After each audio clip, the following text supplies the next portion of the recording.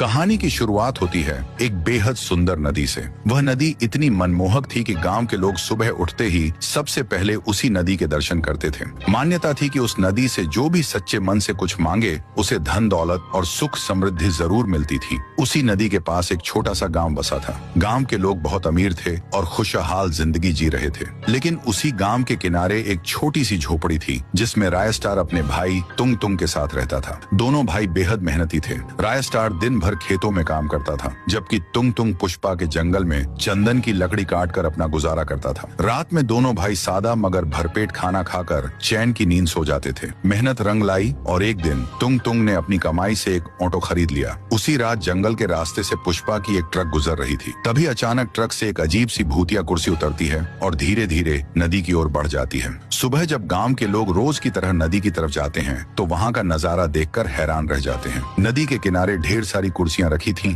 और उनके पास चमकता हुआ सोना बिखरा पड़ा था। लोग खुशी से झूम उठते हैं, लेकिन यह खुशी ज्यादा देर टिक नहीं पाती। जैसे ही कोई सोने को छूता वह अचानक गायब हो जाता। एक एक करके कई लोग लापता हो गए। देखते देखते नदी के किनारे सन्नाटा पसर गया और वह रहस्यमयी कुर्सी भी अचानक गायब हो गई। उसी रात तुंग तुंग ऑटो लेकर एक सवारी छोड़ने जा रहा था। रास्ते के किनारे उसे वही कुर्सी दिखाई देती है। वह आवाज लगाता है, मैडम आप यहाँ से चली जाइए, मुझे यहाँ कुछ काम है। वह लड़की कुछ नहीं बोलती और धीरे धीरे वहाँ से चली जाती है। कुर्सी के पास ढेर सारा सोना देखकर तुंग तुंग खुश हो जाता है। वह लालच में आकर सारा सोना अपने ऑटो में लोड करता है और आधी रात को घर ले आता है। रात के सन्नाटे में जहाँ कुर्सी रखी होती है वहाँ से अचानक एक भूतनी प्रकट होती है। कुछ पल बाद वह फिर से कुर्सी का रूप ले लेती है। सुबह होते ही पूरे गाँव में अजीब दहशत फैल जाती है। वह कुर्सी एक एक करके हर घर के सामने दिखाई देने लगती है और हर कुर्सी के पास एक लाश पड़ी होती है। राय स्टार और तुंग तुंग ये सब देखकर समझ नहीं पाते कि आखिर गांव में हो क्या रहा है। ये सोचकर दोनों अपने अपने काम पर निकल जाते हैं। लेकिन ऑटो चलाते वक्त तुंग तुंग के मन में एक ख्याल आता है, पिछले कई दिनों से कोई भी नदी की तरफ क्यों नहीं जा रहा, जरूर कुछ गड़बड़ है। वह ऑटो घर पर खड़ा करता है